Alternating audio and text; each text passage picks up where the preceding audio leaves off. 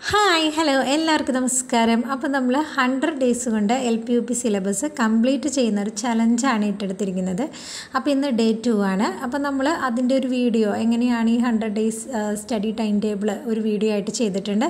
അത് കാണാത്തവർ കാണണം, ഫസ്റ്റ് കമൻറ്റായിട്ട് ഇട്ടേക്കാം. അപ്പോൾ അതിൽ നമ്മൾ ഡേ 1 സക്സസ്ഫുള്ളി കംപ്ലീറ്റ് ചെയ്തു, എല്ലാവരും പഠിച്ചു എന്ന് വിശ്വസിക്കുന്നു. പിന്നെ ഡേ 2 ആണ്. ഡേ 2-ൽ നമ്മൾ സിലബസിൻ്റെ ബാക്കി ഭാഗങ്ങൾ, അതായത് കേരള നവോത്ഥാനത്തിലെ 4 നവോത്ഥാന നായകന്മാരെ കുറിച്ചാണ് പഠിക്കാൻ പോകുന്നത്. വീഡിയോയുടെ ലെങ്ത്ത് കൂടാതിരിക്കാനാണ് നമ്മളങ്ങനെ ചെയ്യണത്. പിന്നെ പറയാനുള്ളത്, നമ്മൾ ഇടുന്ന പോയിൻറ്റ്സ് മാത്രമല്ല, ഈ ഒരു ദിവസം നിങ്ങൾ ഈ ഒരു ടോപ്പിക്കിനെ കുറിച്ച് എവിടെ നിന്നൊക്കെ പോയിൻ്റ് കിട്ടാമോ അതൊക്കെ നിങ്ങൾ ചേർത്ത് പഠിക്കാനായിട്ട് ശ്രദ്ധിക്കണം. അപ്പോൾ ഡേ 1-ൽ എല്ലാവരും പഠിച്ചു എന്നാണ് വിശ്വസിക്കുന്നത്. അപ്പോൾ നമുക്ക് ഡേ 2-ൻ്റെ ടോപ്പിക്സ് നോക്കാം. വൈകുണ്ഠസ്വാമികൾ. കേരളത്തിലെ സാമൂഹിക പരിഷ്കർത്താക്കളിൽ ആദ്യത്തെ ആളാണ് വൈകുണ്ഠസ്വാമികൾ. അദ്ദേഹത്തിൻ്റെ ജീവിത കാലഘട്ടം 1809 മുതൽ 1851 വരെയാണ്. അദ്ദേഹം ജനിച്ചത് 1809 മാർച്ച് 12-ാം തീയതിയാണ്. അദ്ദേഹത്തിൻ്റെ ജന്മസ്ഥലമാണ് കൊടുത്തിട്ടുള്ളത് നാഗർകോവിലിൽ, കന്യാകുമാരി ജില്ലയിൽ ശാസ്താംകോയിലിൽ ഉള്ള സ്വാമിത്തോപ്പ് എന്ന സ്ഥലത്താണ്. അപ്പോൾ ഈ എല്ലാ പേരുകളും പഠിച്ചു വെക്കണം. അപ്പോൾ ഏതാണ് ഓപ്ഷനിലുള്ളത് അത് ആൻസറായിട്ട് ഇടണം. മാറി ഓപ്ഷൻ വരാറുണ്ട്, അതുകൊണ്ടാണ്. അപ്പോൾ സ്വാമിത്തോപ്പ്, ശാസ്താംകോയിൽ, കന്യാകുമാരി ജില്ല, നാഗർകോവിൽ. ഇനി അദ്ദേഹത്തിൻ്റെ വംശം, അദ്ദേഹം ഏത് ഇതിൽപ്പെട്ട ആളായിരുന്നു എന്ന് വെച്ച് കഴിഞ്ഞാൽ ചാന്നാർ അഥവാ നാടാർ വംശത്തിൽപ്പെട്ട ആളായിരുന്നു വൈകുണ്ഠസ്വാമികൾ. മുടിചൂടും പെരുമാൾ എന്നറിയപ്പെട്ടിരുന്ന സാമൂഹിക പരിഷ്കർത്താവാണ് വൈകുണ്ഠസ്വാമികൾ. വിഷ്ണുവിൻ്റെ അവതാരമാണ് താനെന്ന് സ്വയം പ്രഖ്യാപിച്ച നവോത്ഥാന നായകനാണ് അദ്ദേഹം. അതുപോലെ പൂവന്തർ തോപ്പ്, ഈ പൂവന്തർ തോപ്പിൽ വെച്ചാണ് വൈകുണ്ഠസ്വാമികൾ തൻ്റെ യുഗ തപസ് ആരംഭിച്ചത്. 1833 പൂവന്തർ തോപ്പിൽ വെച്ചാണ് യുഗ തപസ് ആരംഭിച്ചത്. അതുപോലെ തിരുച്ചെന്തൂർ, ഈ സ്ഥലവും ഇമ്പോർട്ടൻ്റ് ആണ്. തിരുച്ചെന്തൂർ വെച്ചിട്ടാണ് വൈകുണ്ഠസ്വാമികൾക്ക് ജ്ഞാനോദയം ലഭിച്ചത്. ജ്ഞാനോദയം ലഭിച്ച സ്ഥലം തിരുച്ചെന്തൂർ 1833 തന്നെ. വൈകുണ്ഠസ്വാമിയെ സ്വാധീനിച്ച പ്രശസ്തമായ കൃതിയാണ് തിരുക്കുറൾ. ഇനി വൈകുണ്ഠസ്വാമി സ്ഥാപിച്ച മതത്തിൻ്റെ പേരാണ്, ഒരു മതം സ്ഥാപിച്ചിരുന്നു, അതിൻ്റെ പേരാണ് അയ്യാവഴി എന്നറിയപ്പെടുന്നത്.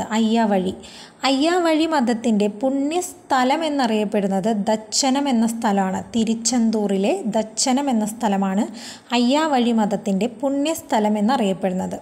ഇനി അയ്യാവഴിയുടെ ആരാധനാലയങ്ങൾ പ്രധാനമായും അറിയപ്പെടുന്നത് നിഴൽ താങ്കൾ എന്ന പേരിലാണ്. അയ്യാവഴിയുടെ ആരാധനാലയങ്ങൾ. അതേസമയം അയ്യാവഴിയുടെ പ്രധാന ക്ഷേത്രങ്ങളെ പൊതുവെ പറയുന്ന പേര് പതികൾ എന്നാണ്. അപ്പോൾ ഇതെല്ലാം നമ്മൾ ഓർത്ത് വെച്ചിരിക്കണം. വൈകുണ്ഠസ്വാമികൾ 5 പതികൾ നിർമ്മിച്ചിട്ടുണ്ട്. അതിൻ്റെ പേരാണ് കൊടുത്തിട്ടുള്ളത്. പതികൾ എന്ന് പറഞ്ഞാൽ അയ്യാവഴി മതത്തിൻ്റെ പ്രധാന ക്ഷേത്രങ്ങളാണ്. അങ്ങനെ വൈകുണ്ഠസ്വാമികൾ നിർമ്മിച്ച 5 പതികളാണ് സ്വാമിത്തോപ്പ് പതി, അമ്പലപ്പതി, താമരക്കുളം പതി, മുട്ടപ്പതി, പൂപ്പതി. അയ്യാവഴിയുടെ ബൈബിൾ എന്നറിയപ്പെടുന്നത് അഖിലത്തിരുട്ട് അമ്മാനെ. അയ്യാവഴി എന്ന് പറയുന്ന മതത്തിൻ്റെ ബൈബിൾ എന്നറിയപ്പെടുന്നതാണ് അഖിലത്തിരുട്ട് അമ്മാനെ, ഒരു പുസ്തകമാണ്. ഓക്കെ. വൈകുണ്ഠസ്വാമികൾ സ്ഥാപിച്ച ഒരു കൂട്ടായ്മയാണ് തുവയൽ പന്തി.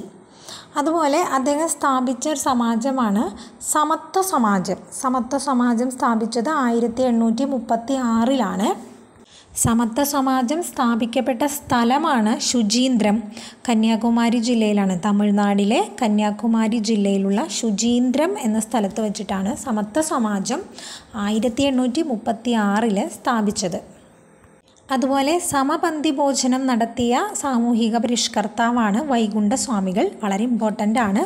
സമപന്തി ഭോജനം എന്ന് പറയുന്നത് അവർണ സവർണ വ്യത്യാസമൊന്നുമില്ലാതെ ഭക്ഷ്യവസ്തുക്കളായിട്ടുള്ള അരി, പയർ, കായ്ക്കനികൾ ഇതൊക്കെ ശേഖരിച്ച് ഒന്നിച്ച് ഒരു പന്തിയിലിരുന്ന് ആഹാരം കഴിക്കുന്നു. അതിനെയാണ് സമപന്തി ഭോജനം എന്ന് പറയുന്നത്. അത് അദ്ദേഹം സംഘടിപ്പിച്ചു. പിന്നീട് ഇതിൽ കാണുന്നത് കണ്ണാടി പ്രതിഷ്ഠയാണ്. അപ്പോൾ ദക്ഷിണേന്ത്യയിൽ ആദ്യമായി കണ്ണാടി പ്രതിഷ്ഠ നടത്തിയ നവോത്ഥാന നായകനാണ് വൈകുണ്ഠസ്വാമികൾ. പിന്നെ മുന്തിരിക്കിണർ, അതായത് സ്വാമിത്തോപ്പിലെ വൈകുണ്ഠ ക്ഷേത്രത്തിന് സമീപമുള്ള മുന്തിരിക്കിണർ അല്ലെങ്കിൽ സ്വാമിക്കിണർ സ്ഥാപിച്ചത് അദ്ദേഹമാണ്. ഈ മുന്തിരിക്കിണർ എന്ന് പറയുന്നത് ഒരു പൊതു കിണറാണ്. അതായത് അവർണ സവർണ വ്യത്യാസമില്ലാതെ എല്ലാവർക്കും ഉപയോഗിക്കാൻ വേണ്ടി അദ്ദേഹം നിർമ്മിച്ചതാണ് മുന്തിരിക്കിണർ. ഇനി ഇതിൽ കൊടുത്തിട്ടുള്ള ഈ 3 അദ്ദേഹം ശബ്ദമുയർത്തിയ ആളാണ്.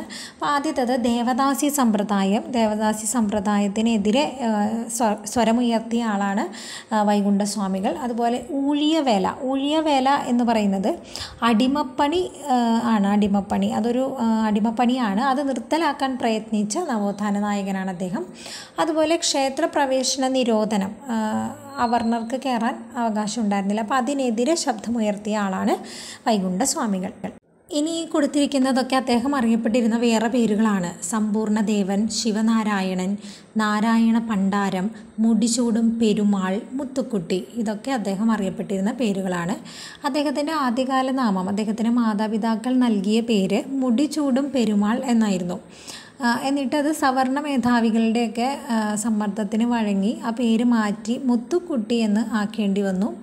അപ്പോൾ ബാക്കി എല്ലാ പേരുകളും അദ്ദേഹം അറിയപ്പെട്ടിരുന്ന പേരുകൾ തന്നെയാണ്. ഇനി വൈകുണ്ഠമല സ്ഥിതി ചെയ്യുന്നത് അത്തളവിളൈ, കന്യാകുമാരിയിലെ അത്തളവിളൈ. ഇനി അദ്ദേഹം എഴുതിയ 2 പുസ്തകങ്ങളാണ്. അഖിലത്തിരുട്ട് അമ്മാനെ, അത് നമ്മൾ നേരത്തെ പറഞ്ഞു, അതായത് അയ്യാവഴി എന്ന മതത്തിൻ്റെ ബൈബിളായിട്ടാണ് അത് അറിയപ്പെടുന്നത്, ആ പുസ്തകം അറിയപ്പെടുന്നത് അഖിലത്തിരുട്ട് അമ്മാനെ. ഇനി അദ്ദേഹം എഴുതിയ മറ്റൊരു പുസ്തകമാണ് അരുൾ നൂൽ. വൈകുണ്ഠ സ്വാമികളുടെ പേരിലുള്ള സംഘടനയാണ് VSDP, വൈകുണ്ഠ സ്വാമി ധർമ്മ പ്രചരണ സഭ, അതാണ് ഫുൾ ഫോം. സംസ്ഥാനത്ത് ലഹരി നിർമ്മാർജ്ജനം നടത്തുക, വൈകുണ്ഠസ്വാമികളുടെ ജന്മദിനമായ മാർച്ച് 12 പൊതു അവധിയാക്കുക എന്നീ ആവശ്യങ്ങളൊക്കെ ഉന്നയിച്ചുകൊണ്ട് 2014 നവംബറിൽ സെക്രട്ടേറിയറ്റിന് മുന്നിൽ VSDP ഒരു സമരം നടത്തിയിരുന്നു.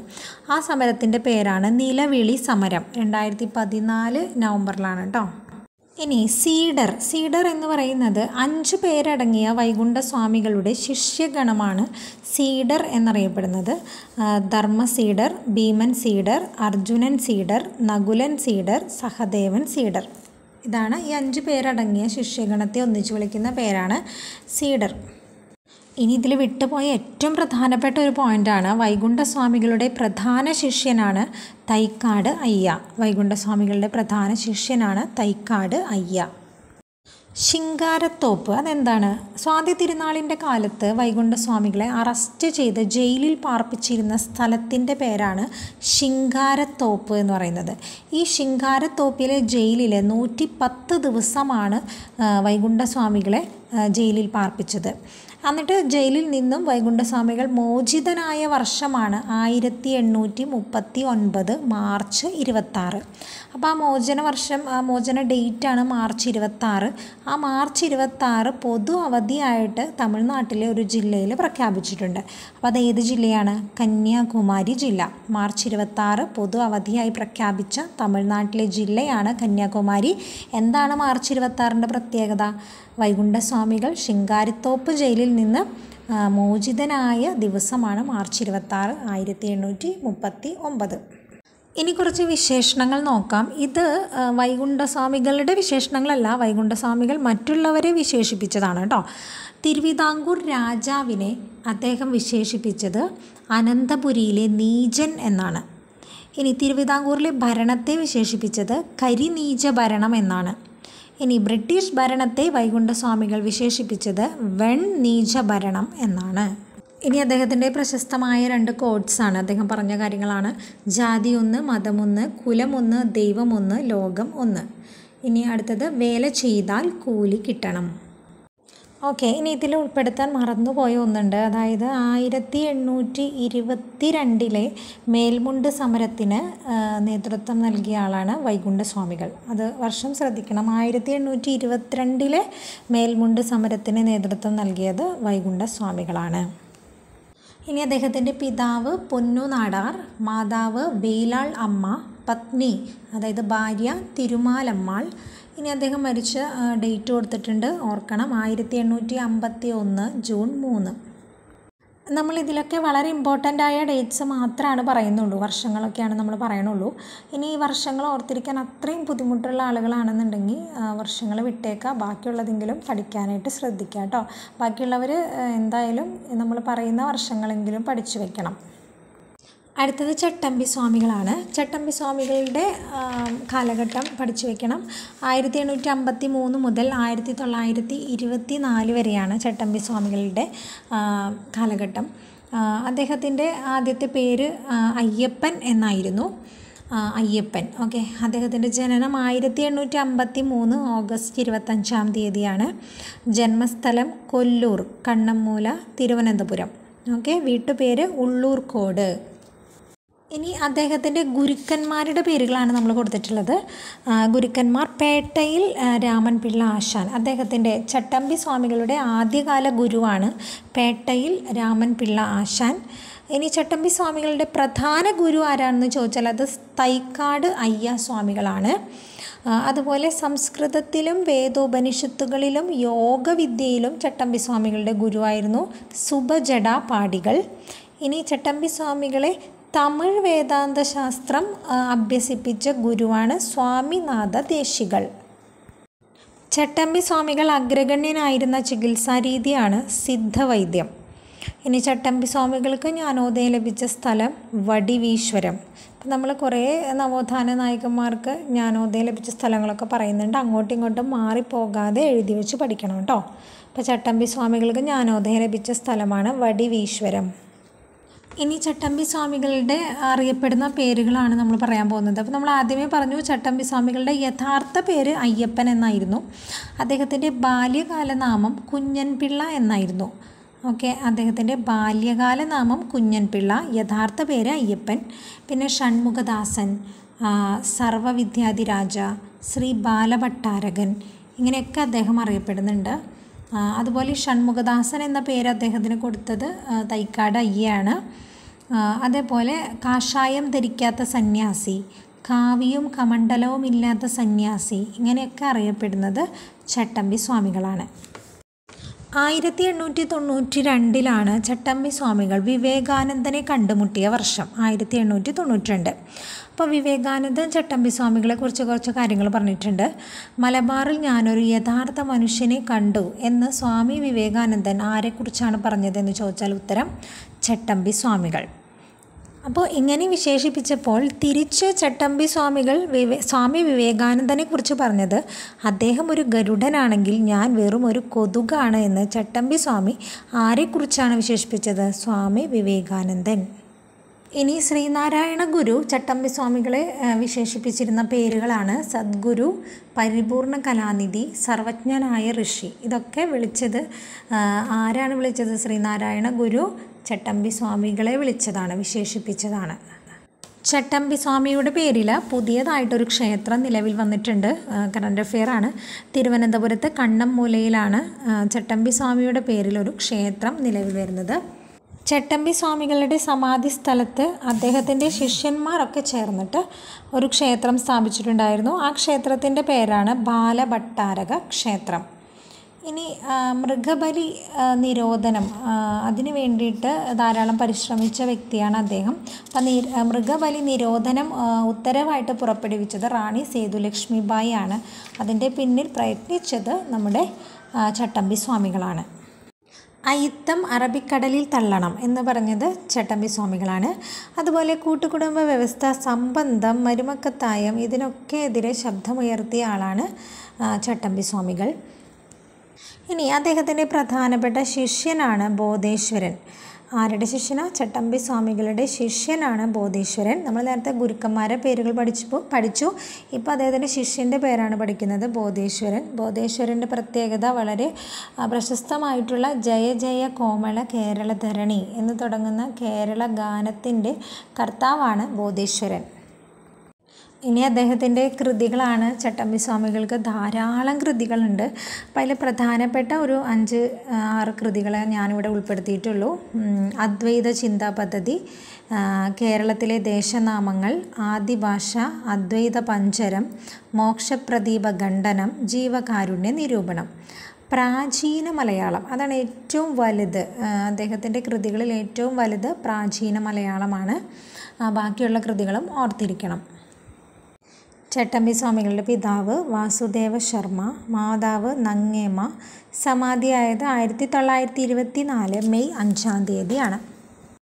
അടുത്തത് കുര്യാക്കോസ് ഏലിയാസ് ചാവറ. അദ്ദേഹത്തിൻ്റെ കാലഘട്ടം 1805 മുതൽ 1871 വരെ.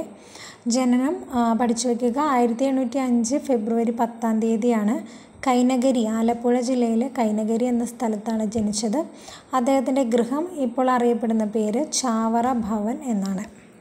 അദ്ദേഹം അറിയപ്പെടുന്ന കുറച്ച് പേരുകളാണ് ദേവദാസൻ, സാക്ഷരതയുടെ പിതാവ്, അനുഗ്രഹീത പുരോഹിതൻ. ഇങ്ങനെയൊക്കെ അറിയപ്പെടുന്നത് കുര്യാക്കോസ് ഏലിയാസ് ചാവറയാണ്.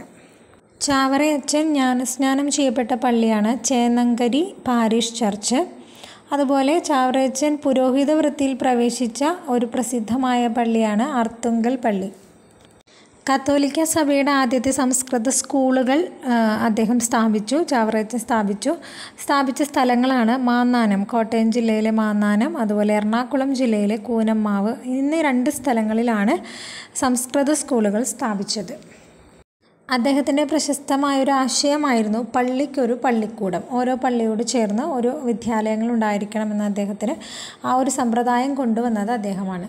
അതുപോലെ പെൺകുട്ടികൾക്ക് വേണ്ടി ബോർഡിംഗ് സ്കൂൾ എന്നൊരാശയം കൊണ്ടുവന്നത് അദ്ദേഹമാണ്. അദ്ദേഹം അത് കൊണ്ടുവന്നത് കൂനമ്മാവ് എന്ന സ്ഥലത്താണ്. സെൻറ്റ് ജോസഫ് പ്രസ് മാന്നാനത്ത്, കോട്ടയം ജില്ലയിലെ മാന്നാനത്തുള്ള പ്രസ്സാണ് സെൻറ്റ് ജോസഫ് പ്രസ്. അദ്ദേഹമാണ് അത് സ്ഥാപിച്ചത്, കുര്യാക്കോസ് ഏലിയാസ് ചാവറ.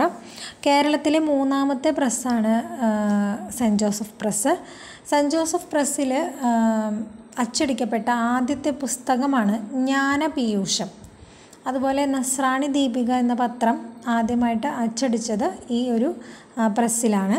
ഇപ്പോൾ അതിലൊക്കെ എടുക്കുന്ന ഒന്നാണ് വാഴത്തട വിപ്ലവം. എന്താണെന്നുണ്ടെങ്കിൽ കുര്യാക്കോസ് ഏലിയാസ് ചാവറയുടെ നേതൃത്വത്തിൽ മലയാള അച്ചടി രംഗത്തുണ്ടായ മുന്നേറ്റം അറിയപ്പെടുന്നത് വാഴത്തട വിപ്ലവം എന്നാണ്. 1846 ഈ സെൻറ്റ് ജോസഫ് പ്രസ് അവിടെ സ്ഥാപിക്കുന്നത്. ബ്രിട്ടീഷുകാരുടെ സഹായമില്ലാതെയാണ് അത് നടത്തിക്കൊണ്ട് പോയത്. ആ ഒരു മുന്നേറ്റം, മലയാള അച്ചടി രംഗത്ത് ഉണ്ടായ മുന്നേറ്റത്തെ അറിയപ്പെടുന്ന പേരാണ് വാഴത്തട വിപ്ലവം. അതുപോലെ CMI സഭ, CMS സഭ, ഇത് രണ്ടും സ്ഥാപിച്ചത് കുര്യാക്കോസ് ഏലിയാസ് ചാവറയാണ്. CMI അച്ഛന്മാർക്ക് വേണ്ടിയിട്ടുള്ളതാണ്, CMC സിസ്റ്റർമാർക്ക് വേണ്ടിയിട്ടുള്ള സഭയാണ്. അത് സ്ഥാപിച്ചത് കുര്യാക്കോസ് ഏലിയാസ് ചാവറയാണ്. അതുപോലെ അമലോദ്ഭവ ദാസ സംഘം, ഇത് സ്ഥാപിച്ചതും കുര്യാക്കോസ് ഏലിയാസ് ചാവറയാണ്. ചാവറയച്ചനെ കുറിച്ച് എ പേൾ ട്രൂലി ഇന്ത്യൻ എന്ന കൃതി രചിച്ചത് ആര്? ഫാദർ തോമസ് പന്തപ്ലാക്കൻ ആണ്. ഇനി KM സാനു ചാവറയച്ചൻ്റെ ജീവചരിത്രം എഴുതിയിട്ടുണ്ട്. ആ പുസ്തകത്തിൻ്റെ പേരാണ് ജീവിതം തന്നെ സന്ദേശം, വിശുദ്ധ ചാവറയുടെ ജീവിതം. ചാവറയച്ചനെ കുറിച്ചുള്ള MK സാനു രചിച്ച ജീവചരിത്രമാണിത്. ചാവറയച്ചനെ വിശുദ്ധനായി പ്രഖ്യാപിച്ചത് 2014 നവംബർ 23.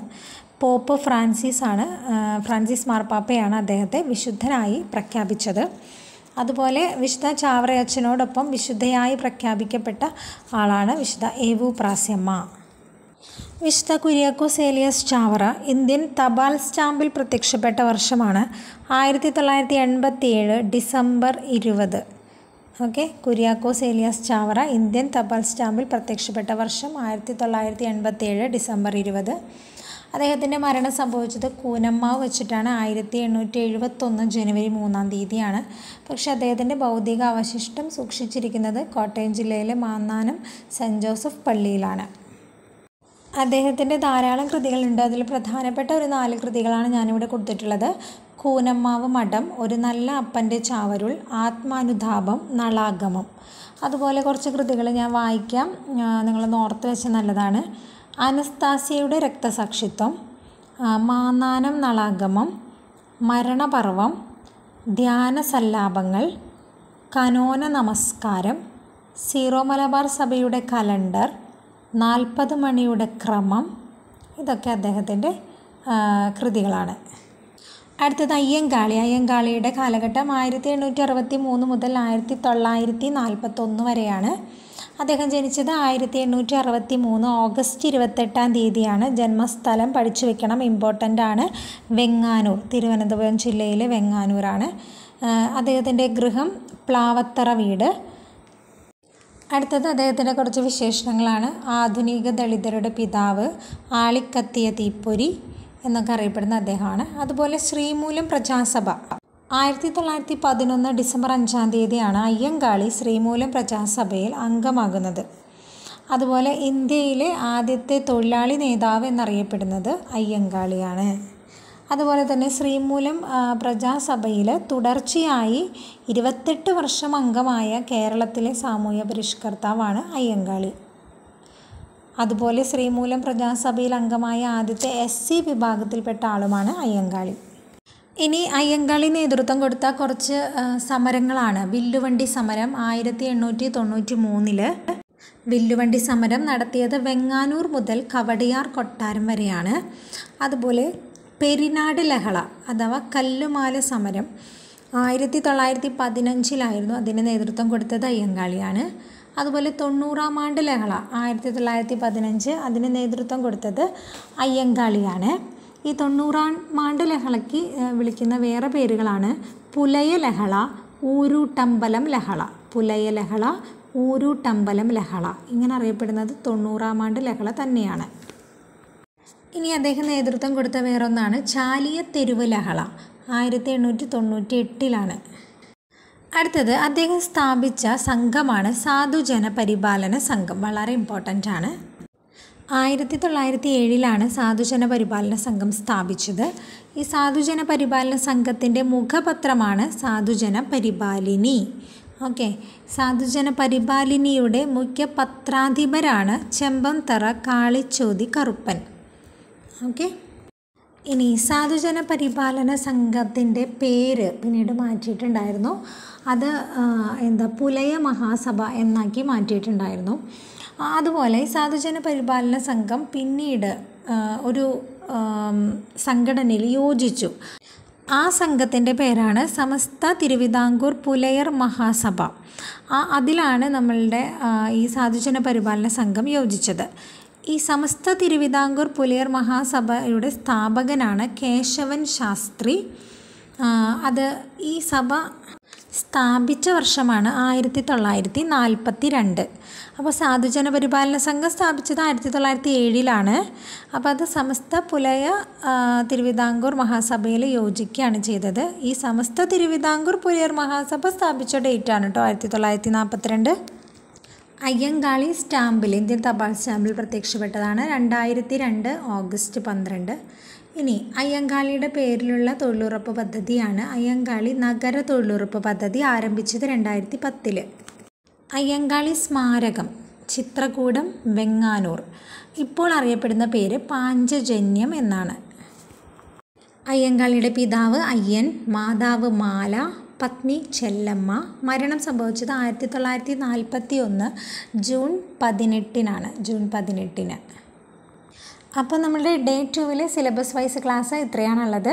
അപ്പോൾ തന്നെ നമ്മൾ SCERT ഇതിൻ്റെ ഒപ്പം പഠിക്കുന്നുണ്ട്. അപ്പോൾ SCERTയിൽ ഡേ 2 നിങ്ങൾ പഠിക്കേണ്ടത് നമ്മളുടെ 5ാം ക്ലാസ്സിലെ സയൻസ് 1ാമത്തെ ചാപ്റ്റർ ഡേ 1 പഠിച്ചുല്ലോ. അപ്പോൾ അതിൽ 2ാമത്തെ ചാപ്റ്റർ പഠിക്കുക. അപ്പോൾ അത് നമ്മൾ ഓൾറെഡി വീഡിയോ ചെയ്തിട്ടുണ്ട്. അപ്പോൾ അതിൻ്റെ ലിങ്ക് ഫസ്റ്റ് കമൻ്റായിട്ട് കൊടുക്കാം.